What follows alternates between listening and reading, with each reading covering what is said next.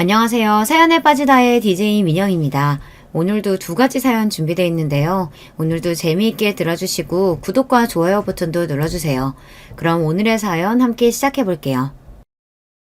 안녕하세요. 저는 경기도에 살고 있는 여자입니다.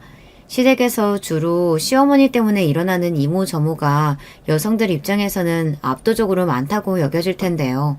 저는 주된 인물이 시아버지 쪽이었어요. 옛날에 가정에서 정말 폭군 그 자체이셨던 분이라고 하고요. 시어머니께서 말려도 소용이 없었다고 하죠. 자식들에게 엄청 무섭게 구는 분이셨습니다. 제 남편에게 남동생이 하나 있거든요. 시동생하고 2살밖에 차이가 안 나니 자라면서 뭐든 함께하며 한 세트처럼 여겨졌을 형제가 아닐 수 없습니다. 그런 아들들이 조금만 크고 나면 당신에게 기어오를까봐 겁이 난다고 하시면서 시아버지께서는 항상 그런 싹을 미리 밟아놔야 한다고 주장을 하셨어요. 정신머리 교육은 째깍째깍 시켜놔야 돼. 안 그러면 키워준 눈에도 모르고 지 애비한테 반항하고 달려들게 사는 놈들이야. 대관절 왜 그렇게 생각하셨는진 정말 의문이네요. 군대 뺨치게 아들들을 향해서 거의 명령조로 말씀을 하셨고요. 당장 튀어가서 물 한 잔 떠오도록 한다. 실시! 그러면 남편이고 시동생이고 사색이 되어서 물을 들어 용수철처럼 뛰어가야 했죠. 절대 장난조로 농담을 담아서 시아버지께서 그리 구신 게 아니었고 진지하고 무섭게 구셨어요. 공포스럽게 말입니다.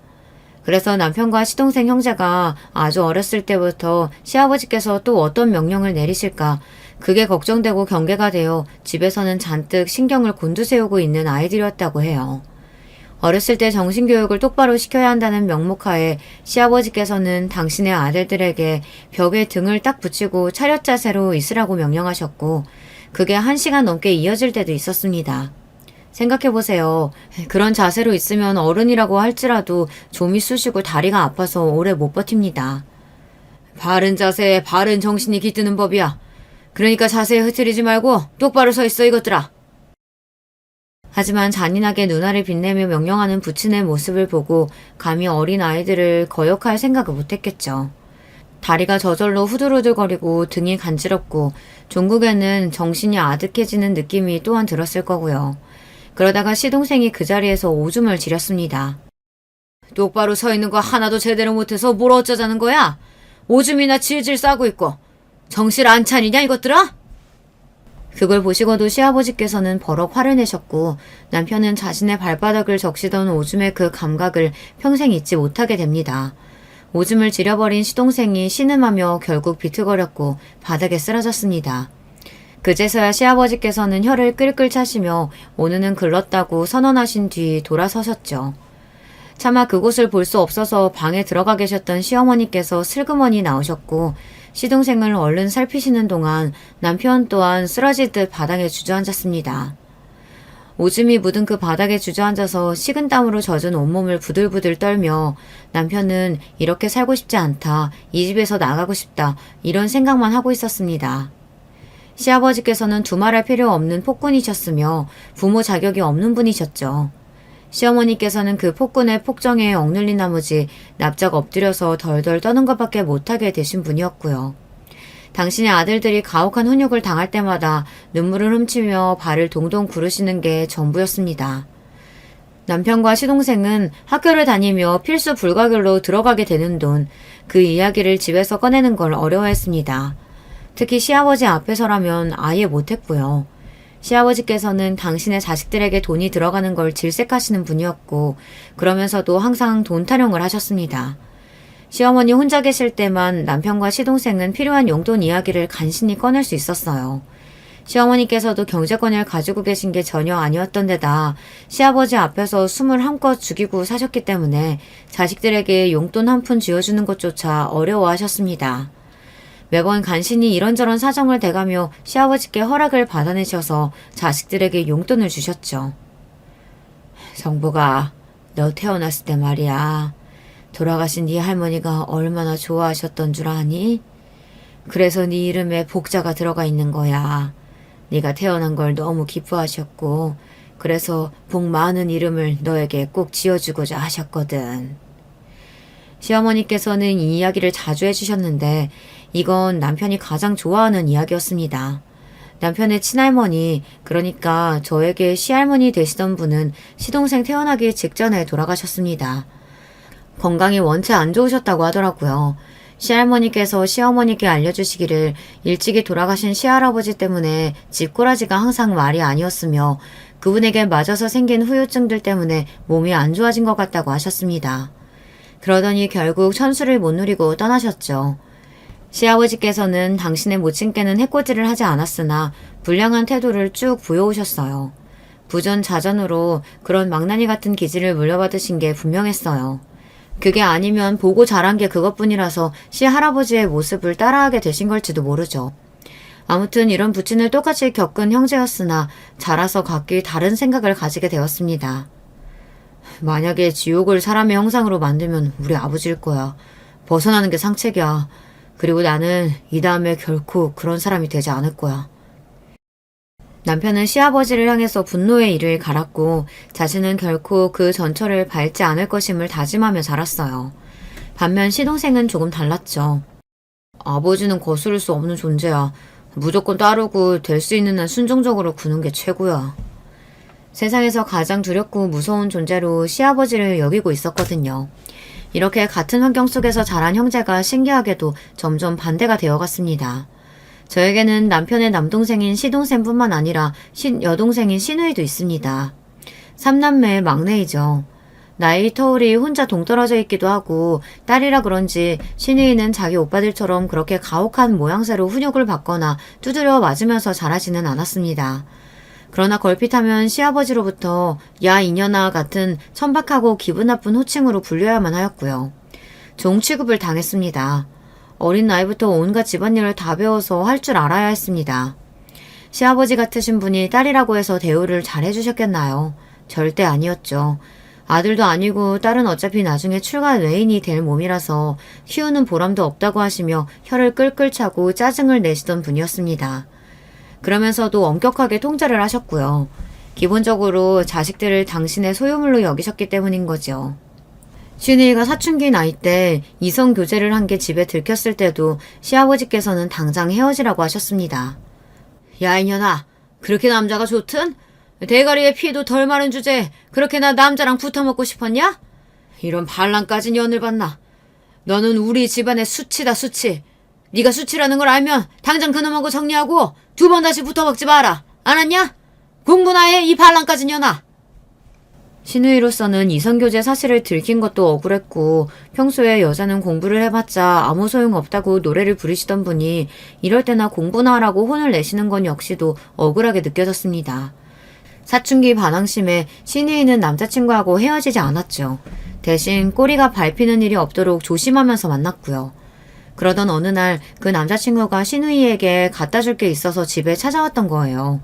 남자친구의 안일한 행동을 마주한 시누이의 얼굴이 금세 창백하게 질렸습니다. 아직도 붙어먹고 있었던 거냐? 야 이년아! 네가 감히 이 하늘 같은 애비의 말을 거역해? 시아버지께서는 머리 끝까지 열이 받아 시누이를 당장 바닥에 내동댕이 쳐버리셨어요. 그런 다음 시어머니를 향해 부엌에 가서 가위를 가져오라고 하셨습니다.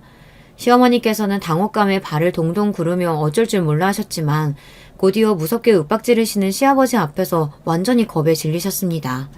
애초에 요구나 부탁이 아닌 명령이었으니 그걸 불복하실 수가 없었죠. 그 길로 부엌으로 가서 가위를 찾아오셨어요.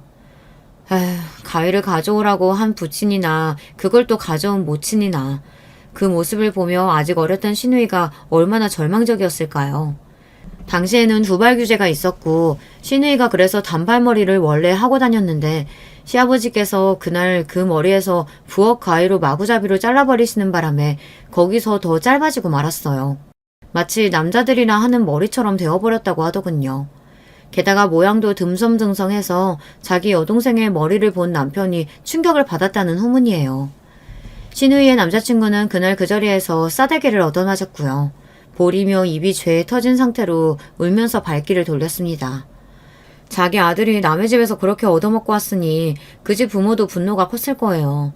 하지만 상대가 개념도 상식도 통하지 않는 무례배였기 때문에 어쩔 수 없이 참았던 모양이에요. 말이 통해야 가서 따지기라도 하죠. 대화 자체가 안 통하는데 뭘 어쩌겠어요. 신이는 깊은 죄책감을 느끼게 되었고 그 이후로는 절대 자신의 개인적인 이야기를 집에다가 하지 않게 되었습니다. 꼬투리를 잡힐 조금의 여지도 내어 보이지 않았고 집에 마음의 문을 닫게 되었던 거죠. 계집년들은 나이가 차는 대로 시집이나 가버리면 그만이라고 시아버지께서는 입버릇처럼 그런 소리를 하셨었고 그것에 질릴 대로 질린 신우이는 일부러 순종적인 척하며 조용히 지내다 고등학교를 졸업하자마자 집을 나왔습니다. 혼자 알아서 자취생활을 하면서 전문대를 다녔고요.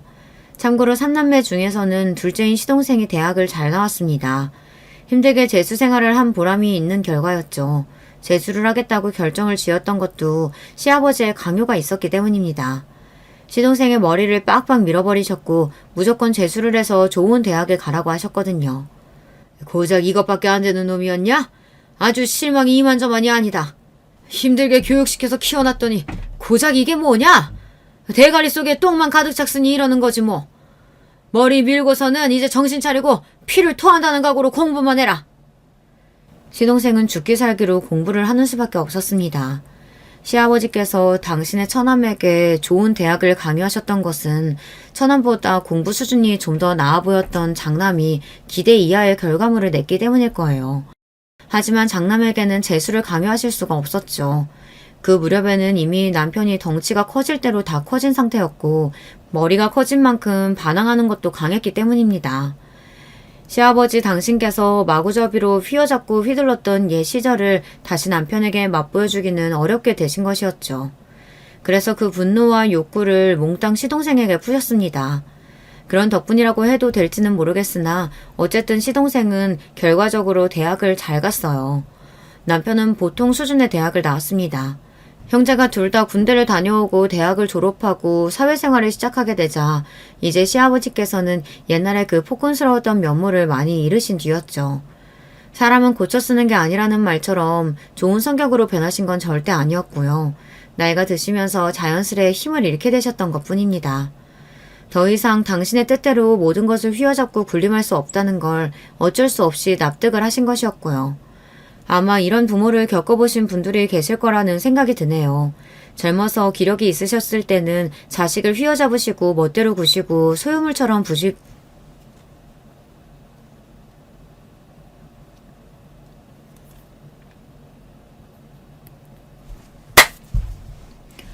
젊어서 기력이 있으셨을 때는 자식을 휘어잡으시고 멋대로 구시고 소유물처럼 부리시던 분들이 나이가 들어서 기력이 쇠하기 시작하면 장성한 자식에게 효도를 기대하며 당신이 과거에 행했던 것들은 어쩔 수 없는 훈육의 과정이었다고 포장하시죠.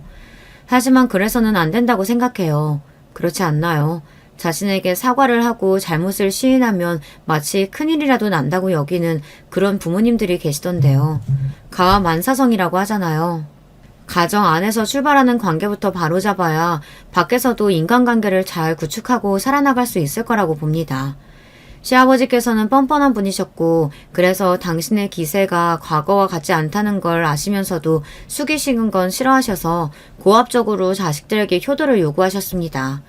이를테면 사회생활을 하며 돈을 벌기 시작했으니 용돈을 내놓으라는 것이었죠. 10만원, 20만원, 뭐 그 정도였다면 당시의 기준이라고 할지라도 웬만하면 들었을 텐데 그것보다 더 많이 원하셨기 때문에 남편으로서는 부담도 되고 기분도 몹시 엄짠할 수밖에 없었습니다. 시동생도 마찬가지였고요. 차이점이 있다면 남편은 그걸 겉으로 티를 냈다지만 시동생은 티를 못 냈다는 것인데요. 과한 용돈을 요구하시던 시아버지를 만류하셨던 건 시어머니셨습니다. 애들이 이제 돈 벌기 시작했는데 모으도록 그냥 둬야 하는 거 아닐까요? 쟤들이 그만큼 커서 돈벌이 하는 게 전부 다 누구 덕이라고 생각하는데 그 배은망덕한 것들이 애비 덕분에 무탈하게 커서 대학까지 나오고 직장까지 얻었으면 응당 보답을 해야 하는 거 아니냐고. 이 애비가 먼저 말을 꺼내기 전에 그것들이 알아서 제깍제깍 은혜를 갚았으면 될 일이지. 그렇지만 용돈 너무 달라고 하는 건 좀 아닌 것 같아요. 아니기는 뭐가 아니야. 이 옆에 내가 나이 처먹고 주름살만 늘어난 게 아니라 간땡이도 같이 불었나? 죽고 싶어? 그게 아니라 당신 잘 생각해봐요. 애들이 이제 각자 자기 짝 만나서 결혼하려고 들지 않겠어요? 장가를 가야죠. 그런데 집에서 보태줄 거 없다시피 하니까 애들이 알아서 장가를 가야 하는데 돈을 모아야 되지 않겠냐고요. 돈이 없어서 장가 못 가기라도 하면 그럼 어떡할래요? 애들이 장가만 잘 가면 차마 며느리하고 귀한 손주 보여주면서 그때 효도 많이 할 테니까 지금은 애들이 돈 좀 모으게 그냥 두십시다. 이 에펜나가 진짜 미쳤나? 어디 서방한테 훈계질이야? 어디서 지금 나를 감히 가르치려 들어?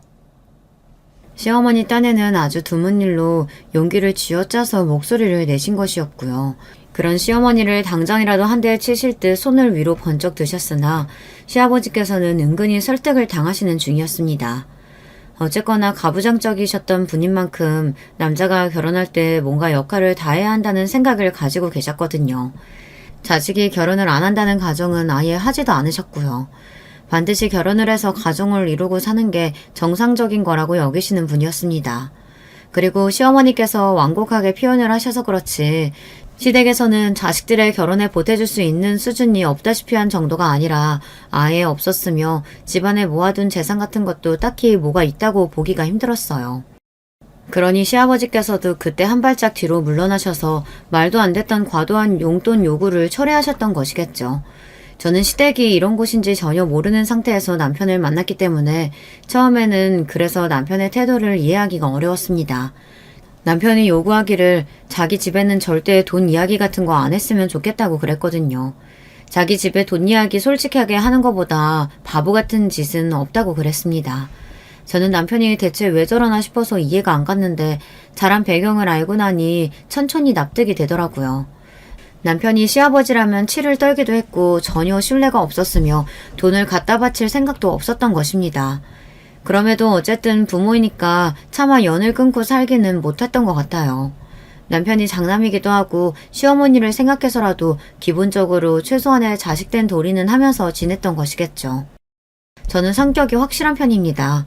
나이가 들면서 이게 경계가 좀 연해졌는데 지금보다 어리고 젊었을 때는 성격이 아주 확실했어요. 좋게 말하면 똑부러지고 나쁘게 말하면 성질이 살짝 있으며 싸가지는 조금 없다고 할까요. 그런데 제가 괜히 심심해서 그런 성격이 된 건 아니었고요. 그런 식으로 노선을 딱 정해서 정확하게 정리를 해야만 하는 환경에 놓여 있었기 때문에 그렇게 된 것이었어요. 타고난 성격 자체도 그리 유들유들하지는 않았기 때문에 한마디로 저는 좀 드센 여자라고 할 수 있었습니다. 문 남성들이 꺼려하는 성격이었는데요. 제가 특징이 하나 있다면 드센 여자인과 동시에 잘난 여자였습니다. 저희 부부는 남편이 저에게 먼저 반해서 구애를 하며 만나게 된 관계예요. 남편이 그러기 이전에도 제가 좋다고 하는 남자들이 몇 있었습니다. 좋은 결혼 자리도 들어왔었고요. 하지만 저는 남편이 제일 마음에 쏙 들었습니다. 같이 있으면 편안하기 때문이죠. 그리고 딱 통하는 점이 있었습니다. 여러분은 부부라고 해서 모든 걸 공유해야 한다고 생각하시나요? 서로 숨기는 거 하나 없이 다 공개하고 살아야 한다고 생각하시나요? 저는 꼭 그렇다고 보지 않는 사람이었습니다. 결혼을 해서 한 집에 살더라도 각자의 시간과 공간이 따로 확보되어야 한다고 여겼어요. 남편은 시아버지 때문에 힘든 유년 시절을 겪어서 그런지 살짝 예민한 기질이 있었고 성격 면에서도 가끔씩 어두운 면이 드러났습니다. 힘들거나 지치는 일이 있으면 혼자서 깊이 땅굴을 파고 들어간 뒤 조용히 재충전을 해야 하는 유형이었으니까요. 저는 워낙에 혼자 있는 걸 잘하기도 하고 좋아하기도 하고 그런 사람이었고요. 이러니까 저희 두 사람이 딱 통할 수밖에 없었던 거겠죠. 결혼하기로 마음을 먹은 거엔 망설임이 따라붙지 않았습니다. 확신에 넘쳐서 행복한 마음으로 결혼을 결정지은 저희 두 사람을 보며 시어머니께서는 어딘가 아쉽다는 그런 표정을 지어주셨고요.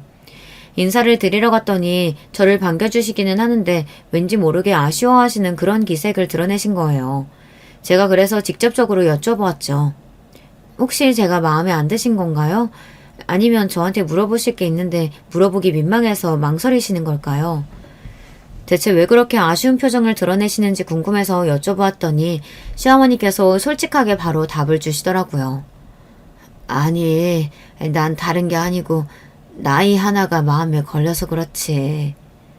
나이요? 제 나이요? 아, 혹시 제가 나이가 좀 많다고 생각하신 거예요? 생각이 그런 게 아니라 진짜로 나이가 많잖아요. 아닌가요? 제가요? 어린나이는 솔직히 아니지만 그렇다고 해서 나이가 많다는 소리를 들을 정도는 아닌 것 같은데요. 어머님은 많이 어린 며느리를 기대하셨나 봐요. 아니, 그러니까 나는 우리 아들보다 나이가 더 많다고 하니까 그게 좀 마음에 걸려서 하는 소리지. 2살밖에 차이 안 나요. 완전히 또래인데요? 여자 쪽이 남자보다 나이가 많으면 그만큼 단점이 많지. 제가 당당하고 분명하게 대답을 드렸더니만 시어머니께서 못마땅한 얼굴로 중얼중얼 거리셨습니다. 갑자기 단점을 운운하시는 것에 그쯤 되니까 저도 속으로 어이가 좀 없어졌어요. 남편에게 듣기로는 시어머니께서는 확실한 것이 없으시고 자기 주장도 잘 안 하시는 편이며 평생을 시아버지께 억눌려 사시느라 사소한 것에도 깜짝 놀라시며 의기소침해 하시고 심각하시다는 것 같았는데 들어온 것과는 썩 그렇게 들어맞지 않는 느낌이었어요. 저는 흐지부지 넘길 생각이 없었고 그래서 작게 중얼거리신 시어머니께 다시 여쭤봤습니다. 단점이 대체 뭐가 있냐고 말입니다. 그랬더니 멋쩍어 하시던 시어머니께서 이렇게 말씀을 하시더군요. 아이 낳고 키우기 힘들잖아요. 여자가 어려야 아이도 건강하게 잘 낳지. 아이를 많이 낳아서 축구팀 만들고 야구팀 만들 거 아니에요. 아이는 하나 혹은 둘만 낳을 생각이거든요. 요즘에 아이 많이 낳은 집들이 워낙 드문 건 어머니도 아실 테고 아이를 많이 낳을 것도 아닌데 제 나이 때문에 이세 걱정하시는 건 괜한 걱정이라고 말씀드리고 싶어요. 아니, 그러니까 내 말은 또 여자 쪽이 남자보다 연상이면 너무 드세게 굴고 남자 머리 꼭대기 위에 서려고 하고 매사에 고집 부리고 그럴까봐 걱정이라는 거지. 그래요? 저는 그렇게 생각 안 하지만 만약 어머님 말씀대로라고 할지라도 그게 뭐 그렇게 문제인가요? 아니, 왜 문제가 없어요? 여자 쪽이 남자보다 어려도 별로 그렇게 썩 좋은 것 같지는 않거든요. 자기 주장 똑바로 못하면서 살고 남자한테 억눌려서 살고 그래서 자식들도 못 지켜주고 할 말도 당당하게 못해서 자신감 없게 웅얼거리고 그런 것보다는 똑바로 말하고 똑바로 행동하면서 사는 게 더 나은 그림 아니겠어요? 남자는 여자하기 나름이라는 말도 있잖아요. 여자가 자기 주체적으로 살면서 올바르게 서 있어야 남자도 중심을 잡고 살아갈 수 있다고 생각합니다. 시어머니께서는 이제 말문이 꽉 막히신 표정이 되어 있었죠. 꼬투리를 잡고 싶으셔도 제가 든 예시가 꼭 당신의 이야기처럼 느껴져서 차마 반박을 하실 수가 없었겠죠. 결국 입을 꾹 다무신 채로 저희 부부가 결혼할 때까지 그 어떤 의견도 안 내신 채 가만히 계셨습니다. 시아버지의 허락은 받아내고 자시고 할 것도 없었고요. 시아버지께서는 자존심과 허세 때문에 겉으로는 아닌 척 하셨으나 이미 장남의 기세에 눌리신 지 꽤 된 참이었습니다. 장남이 결혼을 하겠답시고 여자를 데려왔는데 그 앞에서 대놓고 반대를 하실 여력이 안 되셨었어요. 당신께 자산이라든지 권이라든지 그런 위험이 있어야 반대할 명목과 명분이 설 텐데 그게 아니었으니까요. 장남의 똥꼬집을 꺾는데 귀찮아서 그냥 결혼 허락을 하시겠다고 시아버지께서는 단순히 그런 반응만 내놓으신 게 전부였네요. 똥꼬집 부려서 혼자 알아서 결혼하는 거니 그런 놈한테 집에서 지원해줄 수 있는 것도 없다. 어차피 지원해줄 수 있는 게 없으시면서 말씀을 참 이상하게 하셨습니다. 그렇게 구시면 새 며느리인 제가 우물쭈물하면서 눈치 보고 당신을 어렵게 생각할 거라고 여기셨을지도 모르죠. 하지만 저는 별 생각 없었고요. 그냥 넙죽 네 감사합니다 하고 말았었네요. 이쯤에서 저의 배경을 밝혀봐야 할 것 같은데요. 제가 꽤 사는 집에서 태어난 아이였습니다. 집이 잘 살았고요. 그래서 저는 유복하게 자랐습니다. 저의 어릴 적 사진들을 보면 그 모습에서부터 마냥 해맑고 부유한 티가 납니다. 그런데 그런 환경이 오래가지는 않았죠. 제가 초등학교에 입학을 앞두고 7살 때의 일이었어요. 사기를 당해서 집안이 주저앉았어요. 고모와 고모부가 처음에 당하셨고 그 전말을 정확히 모르시는 채로 저희 부모님을 비롯해서 친인척들이 나섰다 다 함께 패가 망신을 당했습니다. 그때 충격을 받으신 친할아버지께서 돌아가시기도 했어요. 그래서 저는 진심을 다해서 사기죄를 증오하는 사람입니다. 사기죄 이것도 사실상 사람을 죽이는 죄 아닌가요? 사람이 사람을 믿었을 뿐인데 그 믿음을 배신하는 것도 모자라서 재산을 강탈하여 잃게 만들다니 이건 솔직히 죽으라고 그러는 것과 다름없는 거 아닌가요? 엄청난 사기 사건에 휘말려 막심한 피해를 입게 된 후 저희 가족은 갑자기 방 한 칸짜리 아주 작은 집으로 보금자리를 옮기게 되었고요.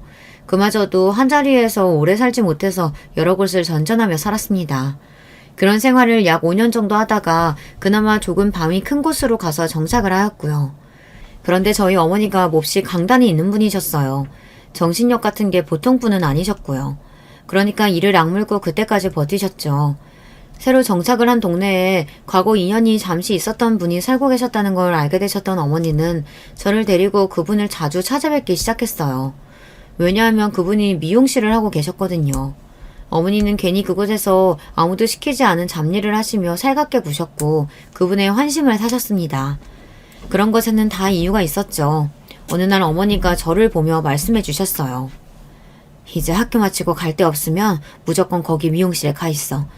내가 말은 다 해놨으니까 너는 그냥 거기 가서 있고 싶을 때까지 있어도 돼. 알았지? 그 시절은 지금과 같지 않았으니까요. 이웃의 공간에 가서 시간을 보내는 게 이상하지도 낯설지도 않았던 때였죠. 저는 어머니의 그 말씀만 듣고서 정말로 그날 이후로 미용실에 혼자 찾아가 시간을 보내기 시작했어요. 어머니는 이제 저녁 늦게까지 하는 일을 다니고 계셨거든요.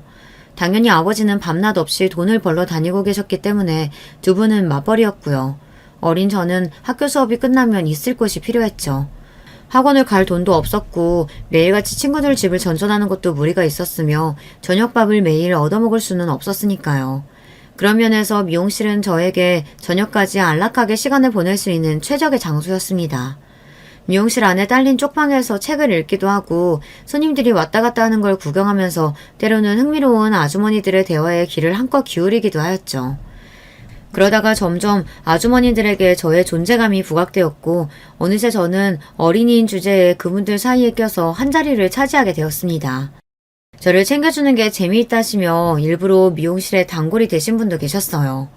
저는 낯을 크게 가리지 않는 성격이었는데 그런 시간을 보내면서 점점 더 대범한 구석을 갖추게 된 듯 싶어요. 그래서인지 사람을 상대하는 것을 두려워하지 않는 사람으로 자라났고요. 그 시절, 그 시간들이 저에게는 귀중한 자산이 된 것이죠. 아주머니들이 책이라든지 문제집 같은 걸 갖다 주시기라도 하면 저는 그걸 감사한 마음으로 싹 다 보고 풀었습니다. 그러면서 자연스레 집중하는 법, 공부를 대하는 자세도 익힐 수 있었어요. 저희 가족의 성공 비결은 좌절하지 않은 것이었다고 생각해요. 빛났던 과거의 영광과 비참해진 현재의 어두움을 비교하려 들지 않았습니다. 그게 비결이라면 비결이었네요. 특히나 어머니가 워낙 의연하신 분이었기 때문에 아버지도 포기하지 않고 끊임없이 위를 바라보며 어떻게든 발버둥을 치셨던 것이라고 생각해요. 제가 중학교에 다니고 있을 때 아버지가 절치부심해서 사업을 시작하게 되셨어요. 아주 작은 규모의 사업이었고요. 그 사업은 3년차를 맞이했을 때 좋은 기회를 얻어 조금씩 규모를 키울 수 있게 되었습니다. 점차 탄탄해졌고 그렇게 성장을 해나갔죠. 미용실에서 신세를 지내며 지냈던 그런 시간들 덕분이었을까요? 저는 학창시절 내내 교우 관계도 괜찮게 유지했고 선생님들로부터 좋은 평가를 받았습니다. 학생회장을 지냈고요. 대학도 잘 갔습니다. 대학의 수준을 따지자면 시동생과 거의 비슷하다고 볼 수 있는 그런 곳을 졸업하였고요. 취업도 꽤 성공적으로 해냈는데 특히 제가 면접에서 좋은 점수를 받아 최종 입사를 할 수 있게 되었답니다. 그곳에서 만 2년 동안 경력을 쌓았고 이직을 했어요. 이직을 어디로 했는가 하면 아버지의 회사로 했습니다.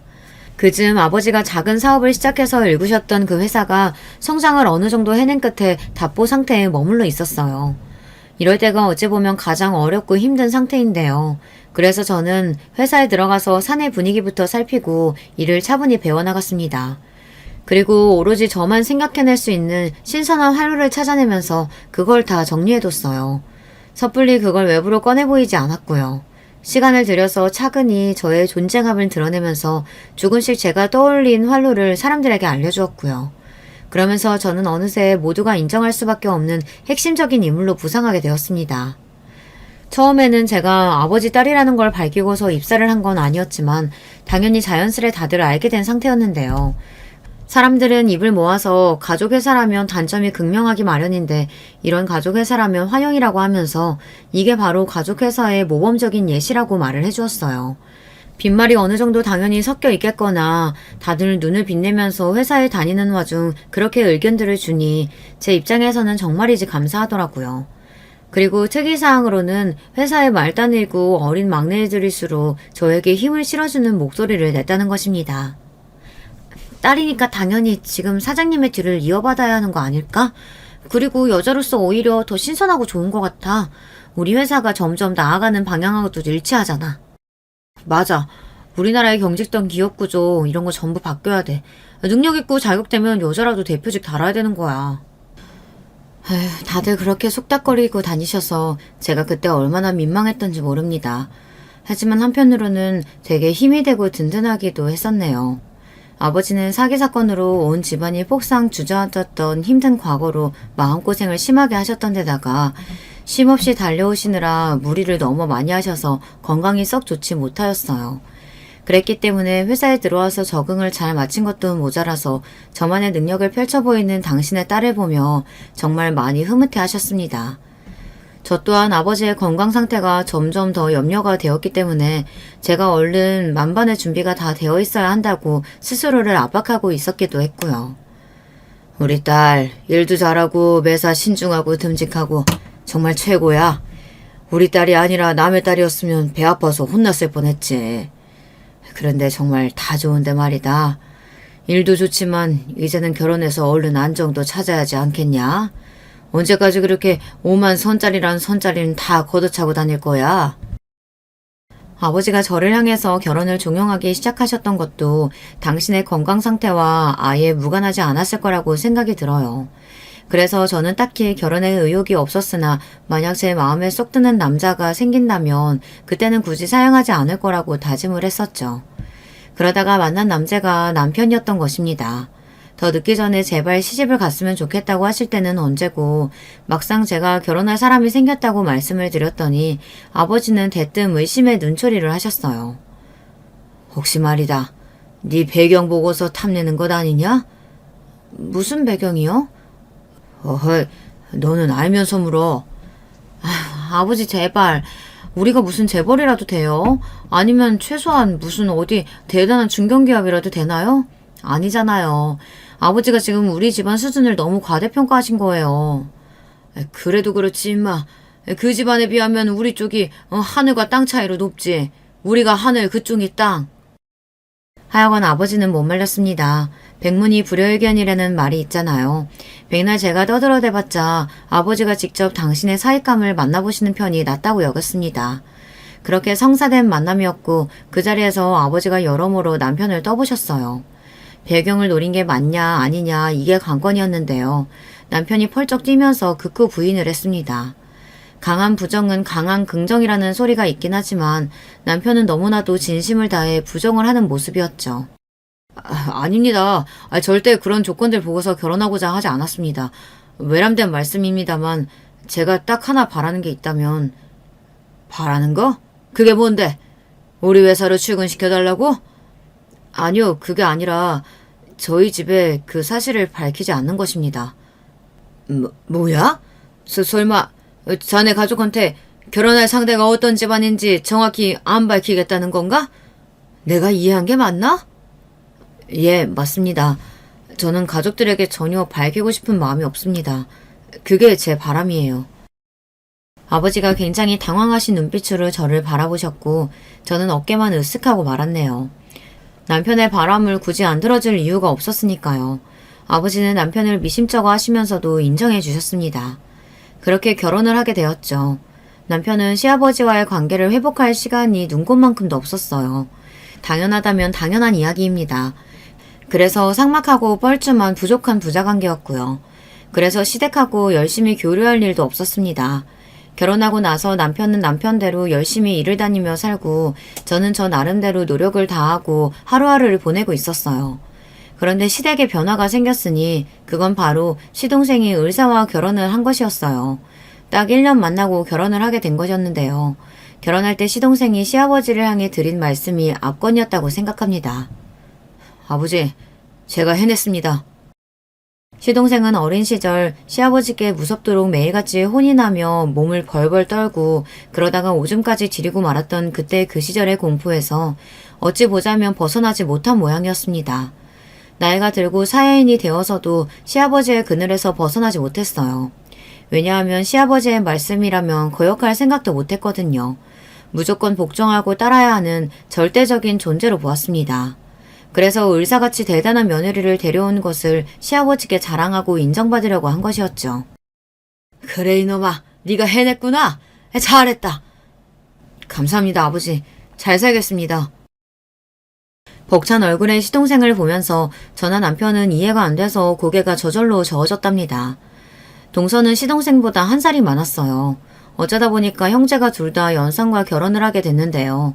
저한테 하셨던 것과는 달리 동서에게는 시어머니께서 나이가 많다느니 그런 소리를 안 하셨어요. 그저 흐뭇하게 바라보실 뿐이었죠. 그거부터 차별이 느껴지더군요. 동서가 잘난 집안에서 태어나 자라 의사가 된 것은 아니었고요. 쉽게 표현을 하자면 개천에서 난 용에 가까웠습니다. 친인척 다 통틀어서 의사가 된 건 동서가 유일했죠. 그리고 굉장히 엄하고 무서운 부친을 두었더라고요. 모친도 만만치 않아서 동서는 한번 농땡이를 피웠다가 죽도록 얻어터진 후에 밤새도록 책상 앞에 앉아서 문제집을 푼 적도 있었다고 합니다. 가족들이 보통은 아닌 것 같았어요. 그러니까 시동생하고 통하는 구석이 있었겠죠. 제가 회사 일 때문에 바빠 죽겠건만 동서가 생겼다고 해서 시댁에 발걸음을 한 건 아니었고요. 시누이가 돌아왔길래 시댁에 종종 들리게 되었습니다. 시동생과 동서의 결혼식에 참석한 것을 계기로 시어머니의 눈물겨운 설득을 마주한 시누이가 집으로 돌아왔거든요. 여태까지 계속 혼자 자취 생활을 하며 특별한 일이 없으면 절대 집에 오지 않았던 시누이였습니다. 이제 여러모로 집안이 안정적으로 굴러가고 있으니까 와서 지내라고, 시집이라도 가게 되면 그때는 같이 못 살지 않냐고 시어머니께서 열심히 설득을 해주셨고, 그래서 시누이가 시댁에 있게 되었건만 너무 오래 떨어져 살아서 그런지 막상 모녀 관계가 어색한 모양이었어요. 부녀 관계가 딱딱한 것은 말을 할 필요도 없었고요. 시어머니께서 분위기를 풀기 위해 며느리들이 자주 시댁에 들러줄 것을 요청하셨습니다. 저는 가만 보니까 시누이하고 왠지 잘 맞는 듯 싶었습니다. 대화가 잘 통하더라고요. 그래서 금세 좀 친해졌고, 그러면서 자연스레 시댁에 종종 가게 되었으며, 제가 차를 가져가서 그곳에 도착하면 시누이가 나와서 제 차를 타고 함께 카페 등지를 놀러가는 경우들이 생겼습니다. 남편의 입에서 듣는 시아버지와의 과거만 접했었는데 시누이의 입에서 전해 듣는 시아버지의 모습도 아주 흥미롭더군요. 옛날에 시누이가 얼마나 집에서 눈치를 보며 마음고생을 많이 했을까 싶었습니다. 며느리는 저만 있는 게 아니죠. 동서도 종종 시댁에 들렀어요. 바쁜 의사라서 들릴 때가 정해져 있진 않았고요. 얼굴만 비추고서 작은 먹거리 같은 것만 놓고서 사라질 때도 잦았습니다. 그러면서 자연스레 묘한 구도가 형성되더라고요. 시누이는 저와 동서 중에 단연 저를 좋아했고요. 저하고 있으면 편하다는 게 가장 큰 이유였습니다. 시아버지께서는 내심 그게 마음에 안 드시는 눈치였어요. 아무튼 딸년 하나 어리버리하게 잘못 낳아놨어. 어떤 쪽에 가서 붙어야 하는지 이건 초등학생이라고 할지라도 답이 보일 텐데. 아유, 멍청하게 굴고 있으니 답답한 것. 시누이가 저보다 동서에게 붙어서 친해지기를 바라신 모양이었습니다. 잘못 그랬다가는 시누이가 눈치짚고 난리를 친 뒤 영영 집을 또 나가버릴지도 모르니까요. 그래서 시아버지께서 그 소리를 어디서 하셨는가 하면 제 앞에서 하셨습니다. 저 들으라고 하신 소리였죠. 제가 그 앞에 대고 무슨 말씀을 드리겠나요. 그냥 못 들은 척 하는 게 당연히 최선이었죠. 시어머니께서는 시아버지께서 동서를 더 선호하시니까 따라가는 느낌이었고요. 드문 경우로 저와 동서가 같은 시간에 시댁에 들릴 때도 있었는데요. 그러면 정말 티가 팍팍 나게 동서한테만 더 살갑게 구셨습니다. 제가 도착했을 때는 왔냐고 물으시더니 동서가 도착하니까 갑자기 냉장고에서 체리를 꺼내서 씻으시더라고요. 저는 그 냉장고에 체리 같은 과일이 있을 줄도 몰랐어요. 제가 좀 먹으려고 하니까 은근히 눈치를 주셨으면서 동서가 잘 먹으니까 흐뭇하게 웃으셨고요. 시어머니께서 애초에 자주 좀 와달라고 하셔서 저는 그 요청을 들어드리려고 있는 입장이었는데 자꾸 그러시니까 서운하더라고요. 그래서 날 잡고 한번 여쭤봤어요. 어머님, 왜 자꾸 동서만 예뻐하세요? 내가 언제 그랬니? 언제라고 특정할 수도 없어요. 항상 그러시니까. 그러자 시어머니께서는 민망한 표정을 감추지 못하셨어요. 저는 발뺌 마실 생각 말라는 눈빛을 부릅뜬 채 시어머니를 바라보는 중이었고요. 이윽고 시어머니께서는 이런 대답을 내놓으셨습니다. 나는 모른다. 네 시아버지한테 물어보든지 해라. 나는 그냥 하자는 대로 하고 시키는 대로 따르는 것뿐이야. 그런 식으로 어벌쩡하게 떠넘기시더라고요. 기가 막혔죠. 하지만 이런 대화가 있었다고 시누이한테 말을 했더니 원래 주체적인 생각을 못 하시는 분이라고 어머니를 표현하더라고요. 그래서 제가 그날 이후로 더 캐묻지 않고 시어머니를 그냥 내버려 두었고요. 시어머니까지는 그렇다 치겠는데 제가 과거를 다 들어서 그 정체를 알고 있는 시아버지께서는 안 어울리시게 살가운 미소를 짓기 시작하신 것만큼 왠지 그것만큼은 넘어갈 수 없었습니다. 을사 며느리를 집에 들여온 것으로 어깨에 힘이 잔뜩 들어간 시동생이 시아버지를 향해서 충성 이런 자세를 보였고요. 동서는 시아버지께서 자기를 추켜 세워주시는 게 좋은 모양이었어요. 그 이유를 알 것도 같았죠. 동선의 집안이 워낙 엄격하고 무서웠다고 하니까요. 시아버지 같은 그런 분에게 인정받고 칭찬받는다는 게 뿌듯한 거, 그 과정이 몸에 새겨져 있던 것입니다. 시동생과 동서 그 부부가 아주 쌍으로 제 기준으로 보자면 골 때렸습니다. 그런데다가 시아버지께서 노골적으로 자꾸만 저를 보시면 한숨을 쉬시는 게 아니겠어요. 에휴, 그 아들놈의 그 며느리년. 어느 날은 이런 소리까지 하시더라고요. 제가 하도 어이가 없어서 전에 시어머니께 여쭈다가 말았던 것을 시아버지께 대놓고 여쭤보았어요. 아버님, 저도 눈이 있고 귀가 있어요. 왜 자꾸 저한테만 그러세요? 동서한테는 활짝 웃어주시다가 저를 딱 보시고는 인상 쓰신 적도 있으시잖아요. 말하는 꼴하지 마라. 드세다 드세. 제가 드센 거면 아버님은 뭔가요? 천박하다고 해야 하나요? 노민이 연인이 그런 소리 너무 자연스럽게 하시네요. 뭐라고? 이게 아주 건방지구나. 어디 며느리년이 하늘같이 떠받들어야 하는 시아버지한테 대들어? 이래서 사람 급이라는 게 나눠져 있는 거다. 네 동서는 의사잖냐? 너는 고작 흔하게 널린 직장인이고. 차별받는 게 당연한 거를 굳이 이걸 따지고 묻다니. 저 흔한 직장인은 아닌데요. 제가 다니는 곳이 어딘지 아버님은 제대로 알지도 못하시면서 그러시네요. 막무가내로 구시는 버릇은 예나 지금이나 똑같으신가 봐요. 천박함이 아버님의 고육 특성일까요? 이래서 사람은 고쳐 쓰는 게 아니라고 하는 건가 봐요. 제가 웃으면서 또박또박 말씀드렸더니 시아버지의 얼굴이 가을날 잘 익은 사과처럼 붉어졌습니다. 열이 팍팍 오르신 것이죠. 그리고 어느새 부엌에 계시던 시어머니께서 놀란 얼굴로 초조하게 다가오신 상태였고요. 열받으신 시아버지의 상태를 보신 시어머니께서 어깨를 떠시며 저에게 얼른 허리 숙이고 사과를 하라며 거의 이 모양으로만 작게 외치셨습니다. 그러나 제가 한 건 코웃음 치는 일이었고요. 시부모님께서는 동시에 기가 막혀 하셨습니다. 이 고약하고 정신 나간 것이 너 때문에 필시 내 딸년도 안 좋은 물이 들어버렸겠구만. 내 딸년이 의사하고 친해져야 하는데 왜 쓸모없는 직장인 나부랭이라고 자꾸만 붙어 다니는 거야? 그 딸년에게 안 좋은 물 들이셨던 건 아버님 본인 아니세요? 왜 죄 없는 저에게 책임을 전가하려고 하세요? 많이 당황스럽네요. 그리고 저 일개 직장인 나부랭이 아니에요. 오냐?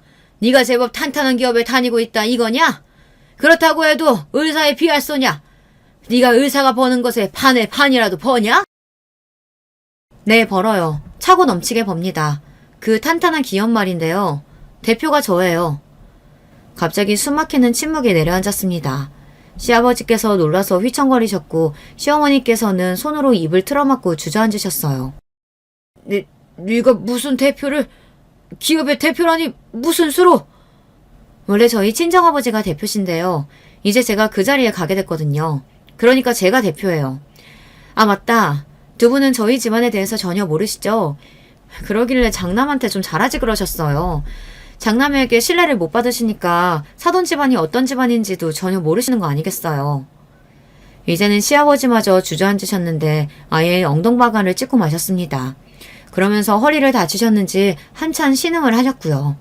저는 이제 볼장 다 봤다는 얼굴이 돼서 시댁을 나섰습니다. 시누이에게도 그날 따로 대화를 나눠 회사 이야기를 알려주었고요. 시어머니의 연락을 받은 남편이 시댁에 가서 시부모님과 시동생 동서가 있는 앞에서 모든 전말을 알려주었습니다. 제가 진정으로 어떤 존재인지 알게 된 이들은 넋이 나가버렸죠. 하지만 그 이전에 시아버지께서 엉덩방아를 잘못 찌으셨던 것 때문에 치료를 한참이나 받으셔야만 했답니다. 전혀 꼼짝을 못하고 지내셨죠. 아주 통쾌했고요. 거침없이 나서준 저에게 남편은 대리만족을 느낀다고 했어요. 똘똘한 시누이는 제가 회사로 불려들여 적성에 딱 맞는 자리를 하나 내주었고요. 이제 시댁에 발길을 할 필요가 없어졌답니다. 시아버지께서는 자존심 다 버리시고 남편에게 이제 와서 잘 보이려고 안달이 나셨으나 별 소용이 없었죠. 시어머니께서는 하루 종일 깊은 한숨만 내쉬시는 모양이었어요. 시무룩해진 시동생과 기운이 없어졌다는 동서의 근황은 궁금하지도 않았네요. 여러분 안녕하세요. 저는 집안 청소를 할 때마다 사연에 빠지다를 틀어놓는 아이 키우는 엄마예요. 아이를 낳고 키워보니까요. 아가씨 시절에는 몰랐던 세상이 보이더라고요. 가끔은 아예 제가 다른 사람으로 재탄생한 것 같다는 기분이 들기도 한답니다. 부모가 되어보신 분들도 다 저처럼 이런 과정을 거치셨는지 궁금하네요.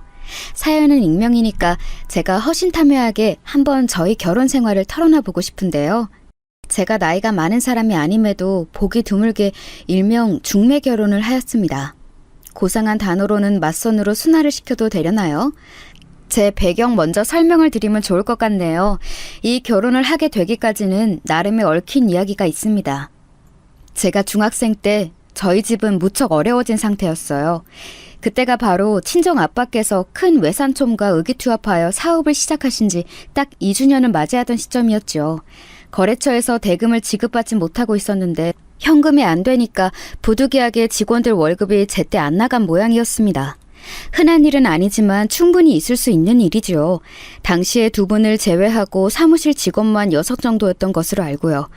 그런데 충분히 있을 수 있는 일이었음에도 그중 한 직원이 지나치게 앙심을 품었던 거예요. 회사 내에 돈이 될 만한 것들은 싹 다 훔쳐서 도주하였습니다. 훔친 것들 중에는 법인카드도 있었어요. 그걸로 대범하게 고가의 물품들도 싹 다 결제했고요. 몇 달이 지나고 나서야 그 직원이 필리핀으로 몰래出국한 지 오래였다는 걸 알게 되었고요. 큰 외삼촌께서는 이때 스트레스를 너무 심하게 받으셔서 쓰러지셨습니다. 친정 아빠하고 동업하셨다는 대목에서 아마 유추가 가능하시겠지만 친정 엄마하고 큰 외삼촌은 정말 사이좋은 남매였어요. 그러니 친정 엄마께서도 덩달아 너무 힘들어하셨어요. 집안 분위기가 초상집이었죠. 저는 이때 하필이면 사춘기 중학생이었으니 저 역시도 이루 말할 수 없을 만큼 스트레스를 받아서 반항하고 그랬었습니다. 지금 생각하면 너무 죄송할 따름이에요. 부모가 멍청하게 굴어서 상황이 이렇게 된 걸 왜 자식의 피해를 받아야 돼? 나도 부모를 선택할 수 있었다면 이런 부모는 절대 안 골랐어. 이런 부모 밑에서 태어나게 해달라고 빈 적은 단 1초도 없었으니까. 너는 네 외삼촌이 쓰러져서 병원에 계신 상황인데도 그런 말이 나오니? 왜 이렇게 배은망덕하게 굴어? 은혜를 입어봤어야 배은망덕하게도 구는 거 아닌가? 나는 딱히 은혜라는 거 받아본 적 없는데? 내가 다른 집 아이에 비해서 잘 누린 게 단 한 가지도 없잖아. 엄마가 나한테 잘해준 게 대체 뭐가 있어? 엄마 입으로 한번 말을 해봐.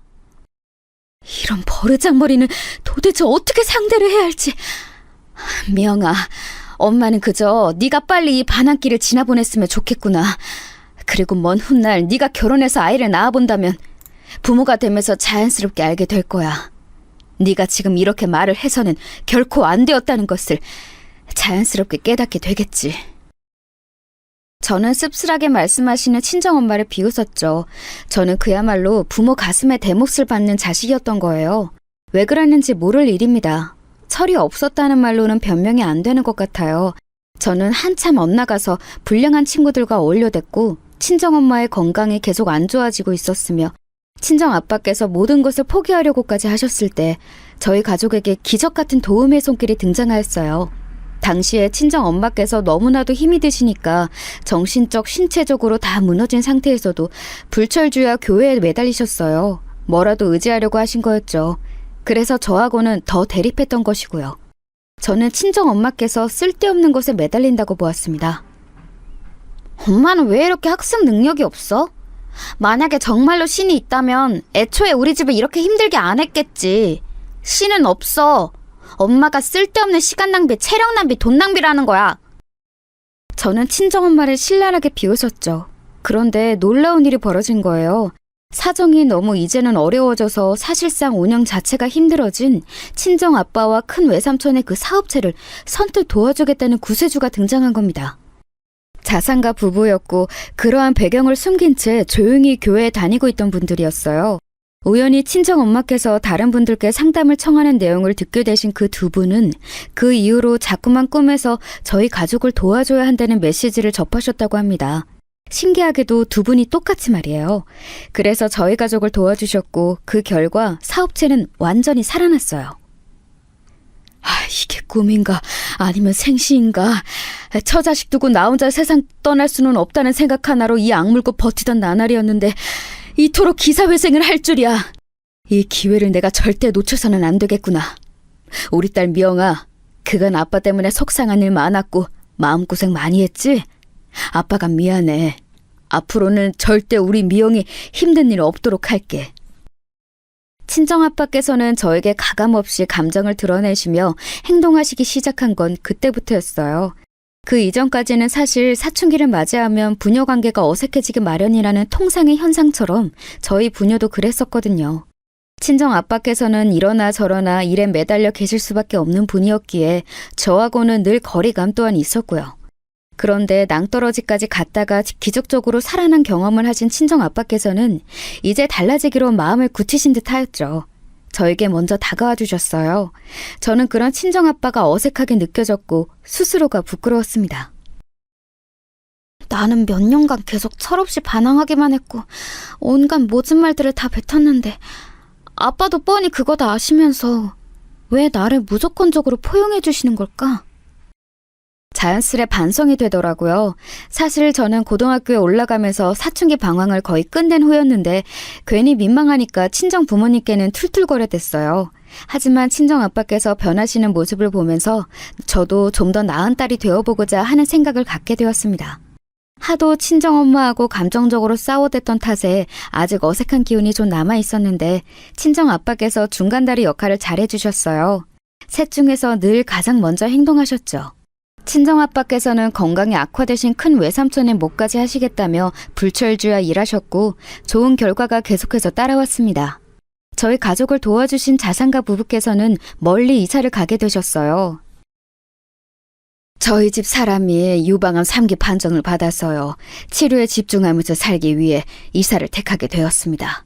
앞으로 하시는 일 계속 잘 되기를 빌겠으니 여러분도 저희 집 사람 위해서 생각나실 때마다 기도 좀 많이 부탁드립니다. 아무럼요. 기도 많이 해드리겠습니다. 저희 가족 살려주셨으니 이런 선행을 베푸신 분들에게 나쁜 일이 일어날 거라고는 생각하지 않아요. 병마 따위 거뜬히 물리치실 거라고 봅니다. 제가 그때 교회를 나가서 늘 기도를 했던 것은 하늘의 인도하심이었다고 저는 생각을 합니다. 하늘의 인도를 받았으니 받기만 해서는 안 될 일이고 저희도 뭔가를 베풀어야 마땅하다고 봐요. 저희가 반드시 은혜를 갚을게요. 미력 하나마 저희 도움이 필요하시거든 꼭 연락 주세요. 언제라도요. 알고 보니 자산가 부부께는 투병이라는 사정이 있었고 친정 부모님께서는 눈물로 인사를 하셨어요. 그분들과 종종 연락을 주고받으셨는데 몇 년 후 유방암을 이겨낸 자산가 부부께서는 넓은 세상을 보며 건강관리까지 하시겠다는 일념으로 외국행을 택하셨어요. 아예 외국에서 살아가시기로 한 것이었죠. 저는 그저 그런 대학교를 졸업한 뒤 취직을 좀 일찍 했습니다. 경제적인 벌이가 있다 보니까 연애에도 제약이 좀 없었던 것 같아요. 꽤 자유롭게 만나보았죠.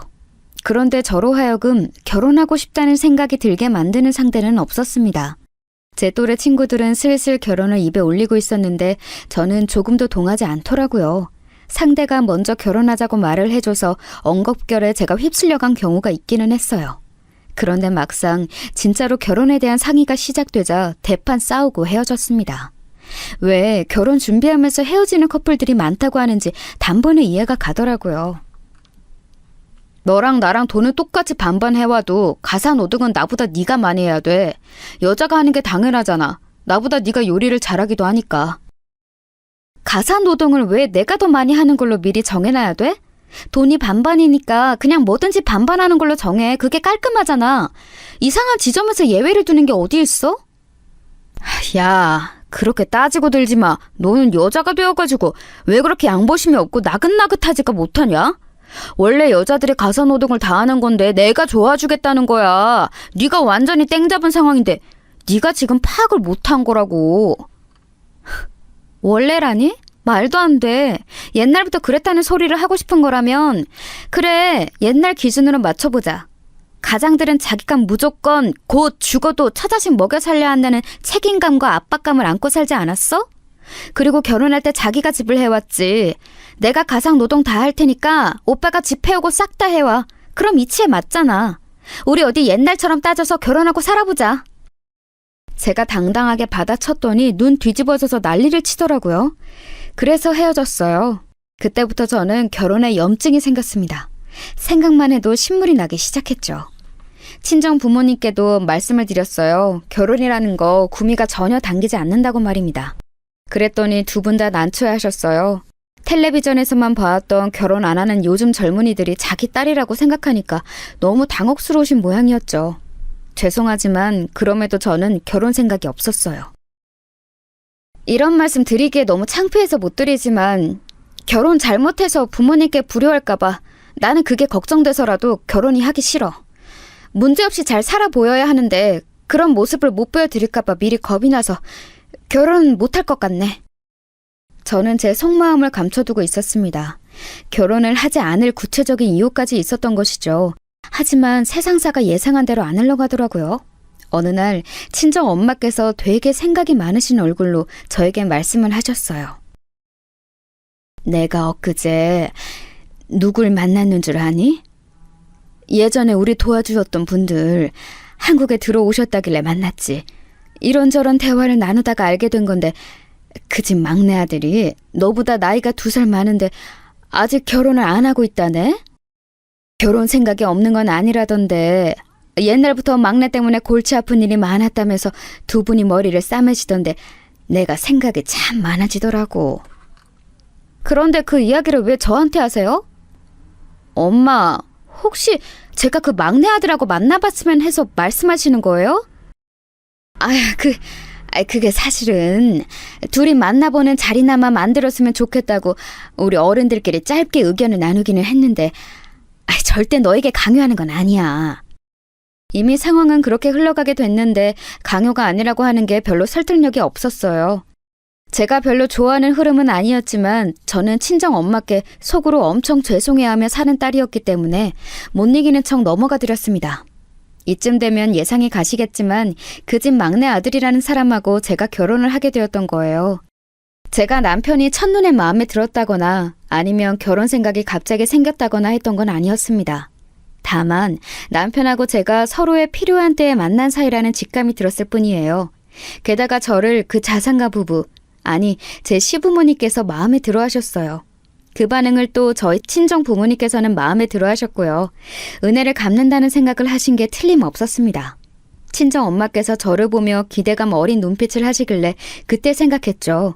아무래도 결혼을 해야 할 것 같다고요. 남편도 비슷했습니다.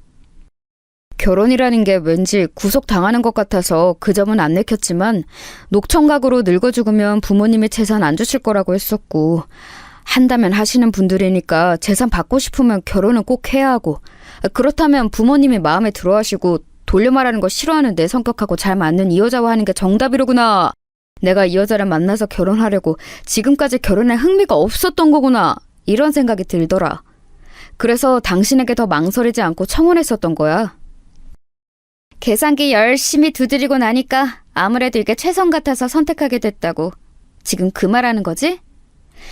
그렇다면 나는 지금이라도 결혼 무르고 싶은데? 나는 다른 건 몰라도 부부가 서로에게 충실하지 않고 애정을 다하지 않는 결혼은 별로라고 생각해. 내가 당신에게 가슴이 떨려서 결혼에 응한 건 아니지만 그래도 앞으로 당신만 보고 살 각오 정도는 되어 있는 여자야. 그런데 당신은 그렇지 않다면 나는 이 결혼을 굳이 할 이유가 없다고 봐. 아니야, 그렇게 생각할 필요 없어. 왜냐하면 나도 당신만 보면서 살 거거든. 나 절대로 한눈 팔면서 살지 않을 거야. 과정이야 어쨌든 결혼하기로 했으면 서로만 보고 가야지. 그게 진정한 남자다운 판단이야. 도대체 남편이 말하는 남자다운 게 어떤 건지 그때도 몰랐지만 지금도 모른다는 게 우습네요. 참 희한한 결혼 과정이었죠? 그런데 살다 보면 어떻게든 사라진다는 말처럼 정말 그냥 사라지더라고요. 심지어는 잘 사라졌어요. 남편은 고집과 아집이 고루고루 있는 사람이었지만 일단 돈 문제 가지고 왈가왈부하는 일은 없었습니다. 그간 제가 만나온 남자들은 전부 돈 문제에서 자유롭지 못했었거든요. 하지만 남편은 이런 부분에서 달랐어요. 뭐? 큰 돈이 들어가는 가전제품을 새로 사고 싶다고? 그래, 구입하자. 당신이 원하는 거라면 반드시 필요하니까 원하는 거겠지. 신기술 들어간 제품이라서 정말 비싼 제품인데 물론 그만한 가치를 충분히 하는 제품이라고는 하지만 큰 돈이 들어가는 거잖아. 근데 정말 나 혼자 필요성을 느껴서 사게 돼도 괜찮은 거야? 당연하지. 이런 거에서 일일이 태클 거는 건 남자답지 않아. 째째한 놈은 남자라고 할 수도 없어. 여자가 집안 살림하느라 가전제품 하나 좀 사겠다는데 이걸 따지고 들면 그게 남자야? 그놈의 남자 타령이 도움이 될 때도 있더라고요. 하여간 미묘한 불협화음을 낼 듯 말 듯 하면서도 저희 부부의 합주는 계속되었습니다. 그러자 친정 부모님께서도 점차 안심을 하시더라고요. 그 모습을 보면서 깨달았죠. 두 분께서는 사실 반쯤은 흐름에 휩쓸려서 결혼을 추진하셨지만 제가 불행하게 살까봐 노심초사하시며 계속 걱정을 하고 계셨다는 사실을요. 얼마 뒤 제가 생각보다 이르게 임신을 하게 되었고 친정 부모님께서는 몹시 기뻐하셨습니다.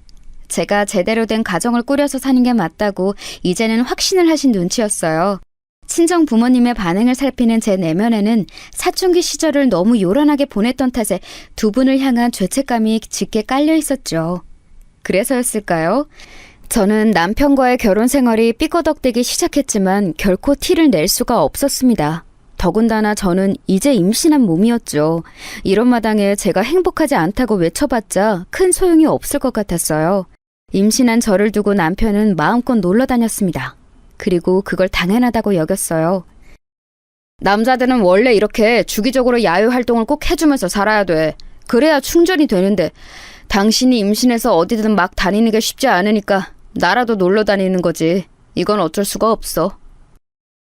웬만큼 말이 통하는 상대였다면 제가 진작에 단판을 지었을 텐데 남편은 정말 제가 살면서 본 사람들 중 최고로 막무가내인 사람이었어요. 무식한 놈이 신념을 가지는 것만큼 무서운 게 없다는 표현이 자꾸만 남편을 보며 떠오르더라고요. 그래도 제가 참을 인자 새기면서 참았습니다. 친정 부모님을 떠올리며 인내하였고요. 한편으로는 아이 낳고 몸 다 풀고 나면 두고 보자는 생각도 있었습니다. 아기 태명은 어쩌다 보니 귀염둥이가 되었는데 병원에서는 딸이라는 귀띔을 받게 되었어요. 귀여운 딸이 태어날 것 같아서 가슴이 두근거렸죠. 어느덧 출산 예정일까지는 열흘 정도가 남아있었어요. 하지만 아이를 안 낳아 보신, 부모가 안 되어 보신 분들이라도 어른들이라면 상식적으로 출산이라는 게 딱 예정일에 맞춰서 그날 100% 실현된다는 보장이 없다는 것쯤은 아실 거라고 생각합니다. 저도 그렇고 병원에서도 무조건 그날 아기가 나온다고 장담은 안 하고 있었어요. 그런데 남편 혼자만 다른 세계에 살고 있었나 봅니다. 아, 맞다. 내가 말할 게 있는데 나 내일 저녁에 술 약속 있어. 아마 밤새 술 마시고 놀 것 같으니까 미리 말해두는 거야. 뭐라고? 당장 내일 술 약속인데 그걸 지금 말하는 게 당신은 미리 말한다고 생각이 들어? 그리고 웬 술 약속이야? 밤새 술 마시고 논다니? 제발 말 같지도 않은 소리는 하지 마. 지금 자기 와이프가 만삭 임산부라는 자각이 당신은 있는 거야, 없는 거야? 어차피 출산 그날까지 열흘인가 열하루인가 아무튼 그 정도 남았다면서. 그럼 뭐런데 하루 정도 내가 논다는 게 그렇게나 안 입고 온 거야? 당신은 술 못 마시는데 나만 마시고 논다고 질투하는 건 아니지? 나는 원래도 술을 안 즐기는 사람이야. 세상에, 요즘 들어 그나마 속을 안 썩이길래 그래도 자기 자식 태어날 때 다 되어간다고 조금은 정신 차렸구나 싶었는데 그게 아니었구나. 내 착각이었구나. 당신 제발 부탁인데 정신 좀 똑바로 차려. 예정대로 돌아가면 그게 컴퓨터지 사람이야? 어디까지나 예정일이 그렇다는 거고 사실 오늘 당장 아기가 나온다고 해도 이상하지 않은 시기야. 이런 중요한 시기에 당신은 친구들하고 술이나 밤새 퍼마시고 싶어? 나 같으면 제발 누가 같이 놀자고 졸라대도 거절하겠다. 제정신이 박힌 사람이라면 와이프가 만삭 임산부인 친구에게 감히 술 마시자고 놀자는 말도 안 꺼내. 그러니까 그 이상한 친구들 이참에 싹 다 정리해. 이상한 친구들이라니? 내 고등학교 동창들이랑 대학 동기들이야. 전부 다 친하게 어울려 지내는데 그중 한 명이 외국 나가서 살다가 오랜만에 한국에 출장 업무차 들어와 있고 내일 저녁부터 시간이 나서 밤새 어울려 놀면서 회포 좀 풀겠다는 건데 이걸 이해를 못 해주냐? 당신이 워낙 이런 쪽으로 굴러먹었다는 걸 내가 이제 알아버려서 그래. 몰랐다면 멍청하게 흔들렸을 수도 있겠지. 그런데 절대 안 돼. 당신 그 어처구니 없는 술자리에 나가기만 해봐. 진짜 끝이야. 제가 정말 이를 악물고 말했습니다. 툴툴거리면서 돌아서는 남편의 모습까지 정말 활용점정으로 저를 속상하게 만들더라고요. 솔직히 말해서 비참하기까지 했어요. 왜 이렇게 철없고 생각이 짧은 남자의 아이를 가져서 지금 이러고 있는지. 남들도 다 이렇게 살 것 같지는 않은데 나 혼자만 이렇게 불행한 임신기간을 지나왔구나. 이런 생각들이 몰려들면서 눈시울이 뜨거워졌네요. 그런데도 남편 제 안색 한 번을 안 살피고 수건 하나 챙겨서는 욕실로 들어가면서 문을 쾅 세게 닫더라고요. 문짝 떨어지는 줄 알았어요. 자기 삐쳤다는 신호였죠. 사춘기 중학생이라도 만삭의 임산부 앞에서는 저렇게 큰 소음 내는 것에는 주의할 것 같은데 완전히 자기 기분대로 행동하는 남편 때문에 저는 골머리를 앓았습니다. 부풀어 오른 배 때문이 아니라 그날은 지끈거리는 머리 때문에 잠을 내내 설쳤어요. 이래저래 찾아보니까 출산을 앞둔 임산부들은 닥쳐올 분만의 고통에 대한 두려움과 드디어 만나게 될 아기와의 첫 순간에 대한 설렘으로 이 시기를 가장 들뜨게 보내던데 저는 다름 아닌 남편 때문에 머리를 싸매고 있었으니 이게 말이나 되는 것이었을까요? 출산 선배들이 하나같이들 하는 말이 임신 기간 내내 지옥인 줄 알았고 분만할 때는 이제 죽는구나 싶었으나 진정한 시련은 갓난아기 육아에 있었다고 하던데 그렇게 힘든 육아를 나는 저렇게 하등 도움이 안 되는 인간하고 해나가야 한다는 거야? 벌써부터 도움은 바라지도 않고 방해나 하지 말았으면 하는 바람을 갖는 내가 과연 정상일까? 이런 서글픈 생각으로 밤새 끙끙 앓았어요. 그런데도 저는 이걸 별로 의심하지 않았습니다. 바로 남편이 그 밤샘 술자리에는 나가지 않을 것이라는 사실 말이에요. 유치하고 저급하게 실이 삐친 티는 팍팍 냈으나 그걸 끝으로 남편이 놀러 나가지 않을 거라고 믿었는데요. 저는 현실을 부정하고 싶은 상황을 이튿날 맞닥뜨리게 되었습니다. 오후 5시 남편이 메시지를 남겨왔어요. 불금의 의미란? 바로 불타는 금요일. 나 오늘 불사 지르고 올게. 당신의 뱃속 양수에서 헤엄치고 있는 우리 귀염둥이하고 텔레비전이나 보면서 잘 쉬고 있어.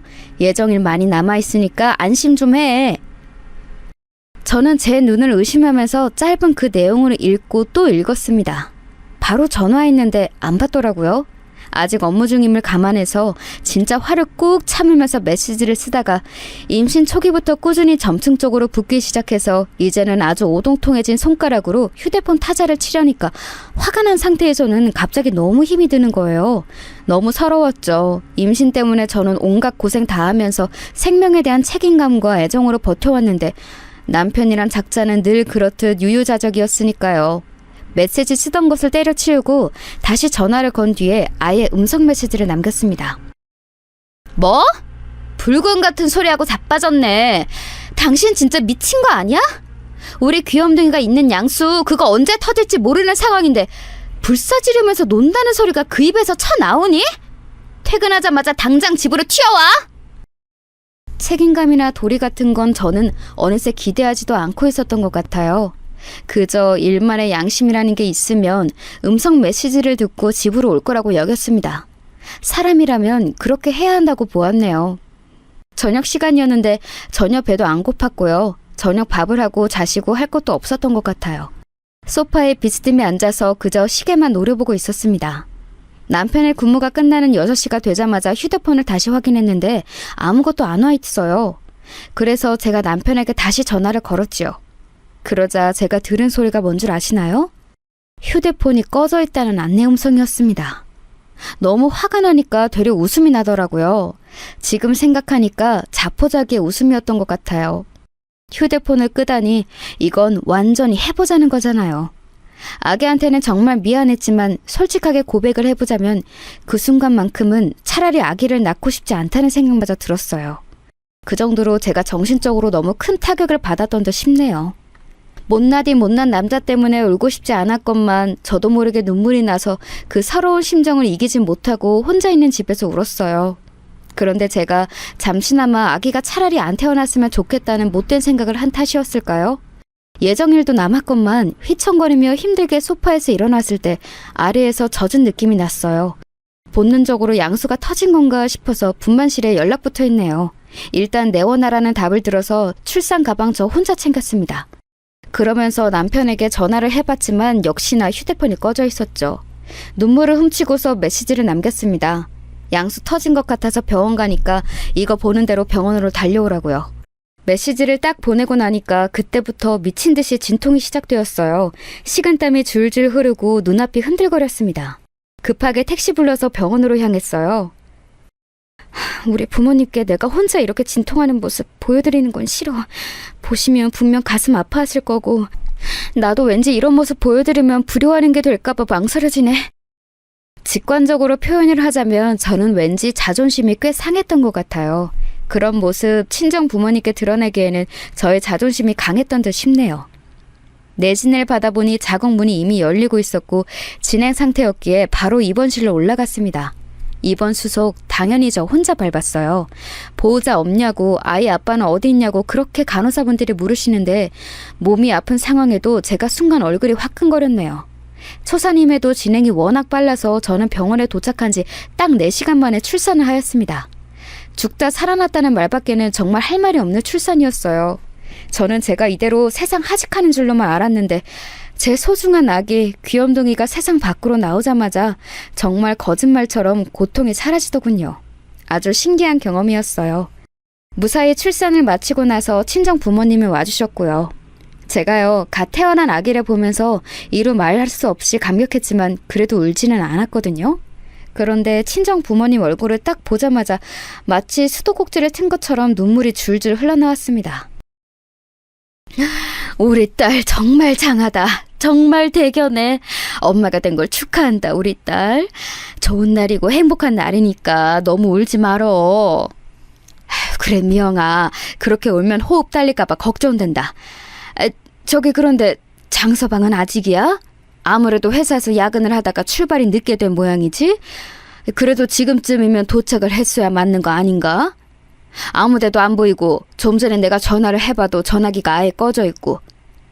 미영아, 혹시 장서방하고 연락은 언제 한 거니?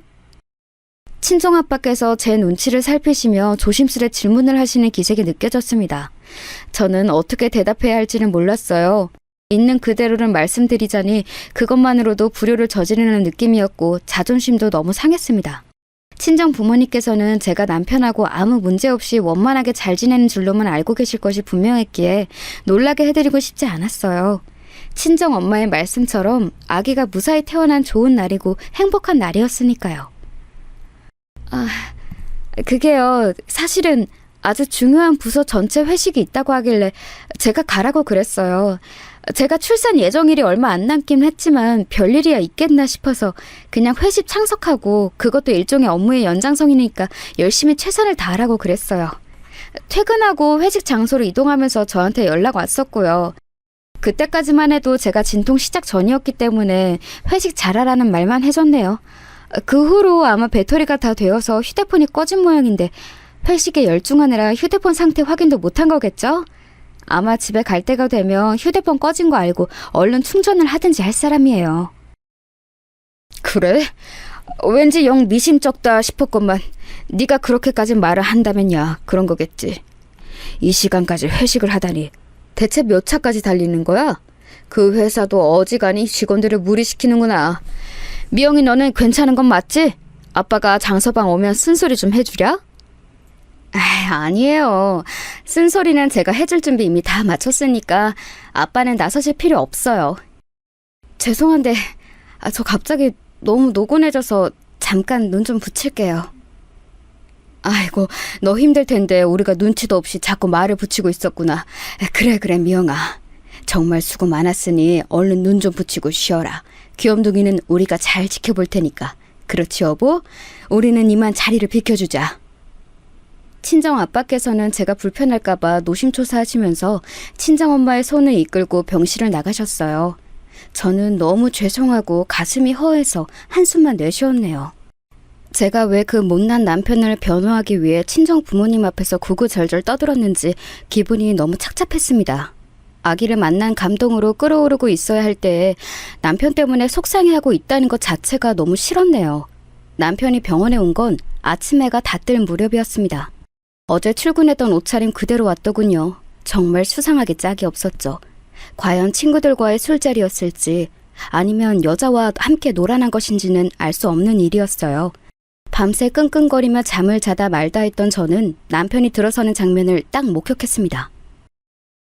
꼴을 보아하니까 집엔 안 들렸구나? 그럼 이 시간까지 대체 어디서 뭘 하고 있었어? 휴대폰도 꺼놓고 자기 와이프가 목숨 걸고 출산하는 동안 도대체 뭘 하고 있었던 거야?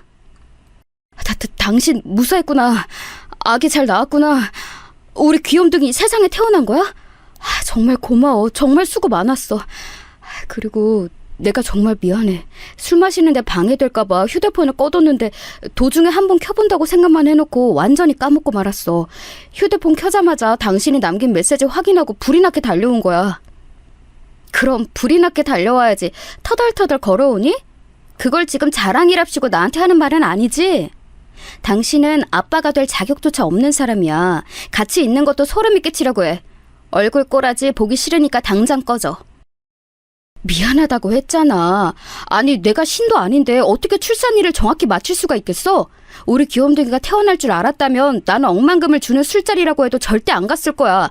출산 예정일이 아직 꽤 남았다는 생각만 하고서 놀러갔던 죄밖에 없어 나는. 지금 그 말은 그러면 예정일보다 일찍 출산한 내가 잘못이기라도 한다는 거야? 이 상황에서? 당신 아까 우리 부모님이 오셨는데 당신은 어디에 있냐고 나한테 그거 물어보시더라. 근데 내가 당신이 중요한 회사 회식 자리에 갔다고 거짓말을 해버렸어. 내가 왜 그랬는 줄 알아? 당신 위해서? 당신 좋으라고? 아니야. 우리 부모님 걱정시키기 싫어서야. 당신 같은 남자하고 결혼한 내 스스로가 너무 쪽팔려서야. 알아? 제가 분노와 서러움으로 입술을 덜덜 떨면서 말을 마치자 남편은 즉시 무릎을 꿇었습니다. 머리가 부스스하게 뻗친 그 정수리마저도 꼴 보기 싫더라고요. 아나무인 같은 인간이 제 앞에서 무릎까지 꿇었는데 저는 왠지 그것조차 가식으로 보이더군요. 제가 갓 낳은 아기의 아빠인 사람인데도 샘솟기 시작한 모정으로도 감싸기가 힘들어지고 있었어요. 용서해달라며 고개까지 푹 숙인 남편을 내려다보며 제가 이를 악물고서 말했네요. 그래도 아기 아빠니까 아기는 보고 가. 그런 자격 정도는 있다고 생각하니까. 하지만 나 찾아와서 볼 생각은 하지 마. 너무 소름 끼치고 화가 나서 오히려 나 회복하는 데 역효과만 나. 남자로서의 자존심도 다 내려놓고 내가 지금 무릎까지 꿇고서 애절하게 빌고 있는데 당신은 이걸 보고도 마음의 동요가 없어? 당신 말대로 내가 우리 아기 아빠잖아. 좋든 싫든 그건 사실이고 당신이 지금 이렇게 감정 앞세워서 굴면 결국에 이건 당신만 손해인 짓이야. 잘 생각했으면 좋겠다. 뭐? 참나 진짜 어이가 없네. 내가 분명하게 경고하는데 한 번만 더 그런 개소리하면 아예 병원에다가 얘기해서 당신 면회 자체를 막아둘 거야. 산모가 요청하면 그거 가능한 걸로 알고 있어. 그러면 당신은 우리 아기 얼굴도 못 보는 거야. 그렇게 되고 싶으면 계속 그런 개소리를 짓거려 보든가. 제가 단호하게 맞서자 남편은 꿀먹은 벙어리가 되어서는 조용히 일어나 병실을 나갔습니다. 1초라도 더 면상을 보기 싫은 게 진심이기는 하였으나 정말 더 이상 저에게 용서를 구하지도 않고 진심 어린 사과도 하지 않고 휙 가버리는 그 태도에서 저는 정남이가 떨어지는 느낌을 받았어요. 인간관계에서 가장 무서운 게 바로 정 떨어지는 거라던데 어떻게 보면 그때부터 이미 돌이킬 수 없어졌는지도 모르겠습니다. 퇴원을 위해서 산후조리원으로 갔어요. 원래는 이 시기에 시부모님께서 한국에 돌아오실 예정이었으나 계신 곳에서 독감 바이러스가 유행하는 바람에 그러시지를 못했습니다. 일정이 너무 늦춰지게 되었다며 두 분께서 아쉬워하셨는데 영상통화로 아기를 바라보시는 눈빛에 사랑이 넘치셔서 기분이 내심 묘했어요. 왜 남편은 자기 부모를 닮지 않았는지 그것이 안타깝고 의문이었습니다. 조리원 생활을 하는 동안 남편에게서는 이렇다 할 건덕지가 없었습니다. 딱 3번 와서 아기만 보고 간 게 다였어요. 저한테는 카톡으로 용서와 관련된 명언 이런 거나 보내왔고요. 철이 없는 것도 정도가 있지. 생각이 짧은 것에도 정도가 있지. 정말 머리가 아팠습니다. 제가 자꾸만 내쉬는 한숨이나 아기만 슬쩍 보고 가버리는 남편의 태도를 보고 친정 부모님께서는 뭔가를 감지해내신 것 같았어요. 표정을 보니까 오묘하더라고요. 하지만 저에게 선뜻 말씀을 안 꺼내신 건 저를 배려해서 그러신 거겠죠. 미영아, 여기서 별로 편해 보이지 않는데 너만 괜찮으면 우리 집 가서 마저 몸 풀고 지내는 거 어떠니? 저야 그러면 너무 좋지만 두 분이 너무 고생하실까봐 그게 좀 걱정이에요. 엄마는 저 때문에 집에서 그럼 계속 쉬지도 못하실 텐데. 네가 좋다면 다른 건 안 따져도 돼. 그럼 우리 집으로 얼른 가는 걸로 하자. 친정 엄마께서는 예전에 건강이 안 좋으셨던 때의 후유증인지 관절이 안 좋으셨지만 그런 내색도 안 하시고 무조건 저를 반겨주셨어요. 친정 아빠께서도 싱글벙글이셨고요. 무조건적인 제 편이 있다는 게 감사해서 저는 남편이 얼마나 못난 놈인지도 잊고 편하게 친정에서 며칠을 지냈습니다. 그리고 원래 친정에서 이틀을 더 머무는 게 본래 계획이었지만 그냥 앞당겨서 집에 들어가기로 하였어요. 저는 사실 조리원에서부터 계속 저희 집 안방의 침대가 계속 그리웠거든요. 딱 제 체형과 잠버릇에 맞춰서 매트리스를 골랐던 제품이라서 그런지 그 침대가 유독 생각이 났어요. 그런 참에 친정 엄마의 고향 친구 모임이 갑자기 한 주 당겨지면서 그 주의 주말로 변경이 되었거든요. 저하고 아기가 있으면 친정 엄마께서 편히 노실 생각도 안 드실 테니 그냥 빨리 집으로 돌아가는 게 낫겠더라고요. 친정 아빠께서 무척 서운해 하셨죠. 우리 딸이랑 손녀딸이랑 같이 지내서 참 행복하고 좋았는데 이제 집에 가면 앞으로 계속 장서방이랑만 놀고 지낼 거지?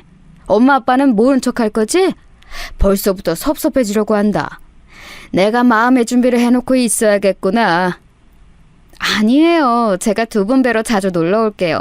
저 혼자라도 올 거예요. 왜 이렇게 자주 오냐고 잔소리 하실 정도로 올 테니까 지금 그렇게 안 섭섭해 하셔도 돼요. 그렇다면야 우리야 환영이다만 장서방 의견은 듣지도 않고 미영이 너 혼자 이렇게 우리 보러 자주 오겠다고 미리 정해도 되는 거야?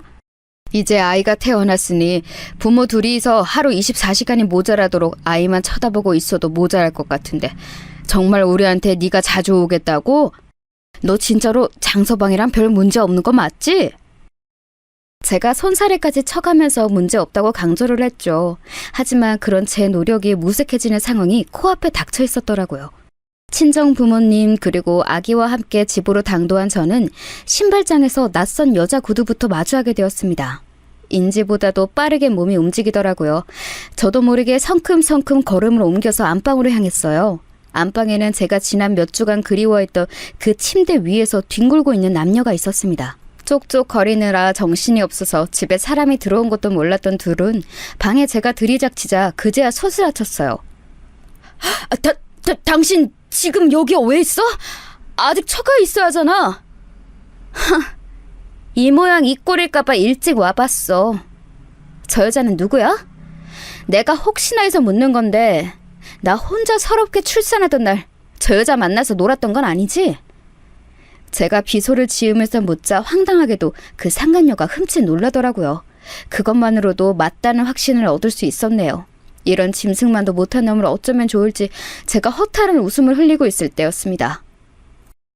이게 도대체 뭐하는 짓거리인가? 장서방, 감히 우리 딸을 두고 이딴 추잡스러운 짓거리를 해? 장인어른, 게다가 장모님, 다 같이 오신 거예요? 와, 돌아버리겠네. 친정 부모님께서 사색이 되신 채로 다가오셨어요. 친정 엄마께서는 현기증이 나시는지 벽을 잡고 서셨습니다. 저는 결국 남편의 가장 추악한 치부를 제 친정 부모님께 내어 보이고 말았다는 절망감, 알 수 없는 무력감으로 고개를 떨구었어요. 조금 창피하더라고요. 아이도 태어난 마당인데 이건 단순한 사고였던 것으로 상황이 마무리될 게 뻔하다는 생각이 들었습니다. 그런 저의 어깨를 친정 아빠께서는 힘있게 잡았다가 놓아주셨어요. 눈이 마주치자 고개를 끄덕여 주시더군요. 마치 맡겨달라는 신호 같았습니다. 우리 미영이가 괜찮다고 하는 말을 듣고도 의심하긴 했었지. 잘 지내는 게 맞는지 말이야. 전혀 아니었던 것을 지금 다 알았으니 당장 100배 사죄부터 해. 태어난 아기에게도 아빠로서 사죄를 하고. 제가 무릎 꿇었을 때 안 받아줬던 건 저쪽입니다. 그때 제 자존심에 금이 갔다고요. 그런데 또 100배 사죄를 해야 한다니 남자가 바람도 피울 수 있는 거지. 장인어른 왜 그렇게 야박하게 구십니까? 살면서 들은 소리 중에 가장 어이가 없는 소리네. 응당 그래도 된다는 그 황당한 발상의 원천이 어디인지 궁금할 따름이야. 그럼 진짜 뭘 어쩌라고요? 제가 사죄하면 끝나는 거죠? 알겠습니다. 그러면 사죄하겠습니다. 근데 좀 짜증이 나긴 하네요. 어차피 아이도 있는 마당에 여자가 뭘 어쩔 수 있는 것도 아니고 옛날에 우리 집에서 아주 큰 도움을 준 것으로 제가 아는데 그런 은혜를 입으셨으면 이런 것쯤은 눈을 감아주실 것이지. 여러모로 제가 순순히 사죄하기에는 불만이 많을 수밖에 없다는 거 알아두셨으면 좋겠네요. 남편이 툴툴거리면서 아주 못난 모습의 끝장을 보여주더군요. 제가 아주 진저리를 치고 있을 때 친정아빠께서는 휴대폰을 위로 들어 보이셨습니다. 통화 시간이 올라가고 있는 화면이 보였어요. 남편은 삽시간에 아주 사색이 되어 있었죠. 그거 지금 뭡니까? 어디에 전화를 거신 거예요? 사돌이라는 글자는 설마... 아까 통화 버튼을 눌러두었지. 자네가 목소리를 아주 크게 해준 탓에 내용 전달도 잘 된 모양이야. 저는 재빠른 친정아빠의 기지에 깜짝 놀랐습니다. 어느새 그런 행동을 하신 것인지 제가 눈으로 포착하지 못했어요. 곧이어 휴대폰을 타고 시아버지의 노한 음성이 들려왔습니다. 상황은 다 파악했다, 이 못난 녀석아. 너에게는 앞으로 국물도 없을 줄 알아라. 이혼을 하든 말든 그건 오로지 우리 며느리의 선택이야. 너는 선택권도 없어. 예?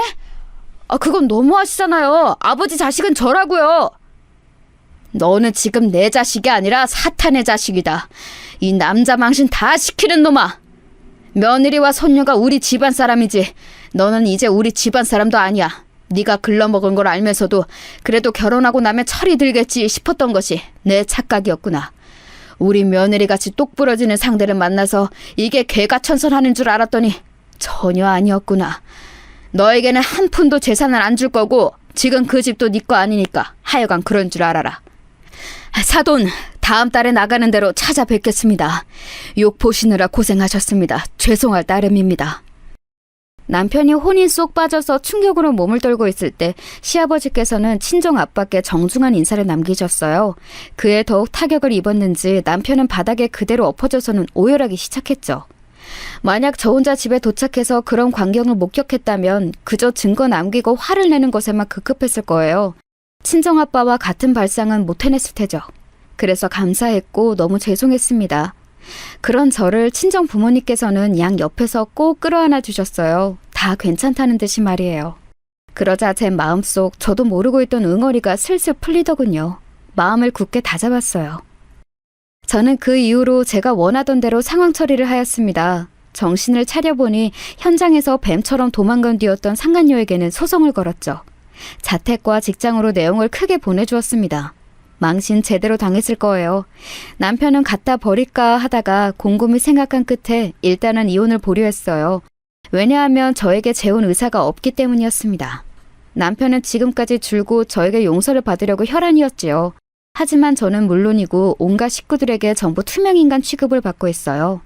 참고로 저는 아이하고 둘이서 집도 따로 살고 있네요. 시댁의 아낌없는 지원 덕분에 걱정이 없어요. 내가 진심으로 잘못했어. 이제는 진짜야. 나 모든 일을 다 후회해. 내가 죽을 죄를 지었어. 그러니 한 번만 더 나에게 기회를 주면 안 될까? 왜 또 찾아와서 난리야? 남자라면 너무 구차하게 그러지 마. 남자의 위신 다 떨어질까 봐 걱정된다. 제가 한껏 비웃어줬더니 남편이 엉엉 울더군요. 그래도 동정심 하나 안 들더라고요. 이혼은 안 한 상태이니 그 누구를 만나도 남편은 불륜일 뿐이에요. 정말 남편 같은 종자를 상대로는 지금 이게 최고의 복수 같다는 생각이 듭니다. 저는 저에게 딱 맞는 생활을 보내고 있어서 더할 나위 없이 행복해요. 친정 부모님과도 그 어느 때보다도 친밀하게 잘 지내고 있답니다.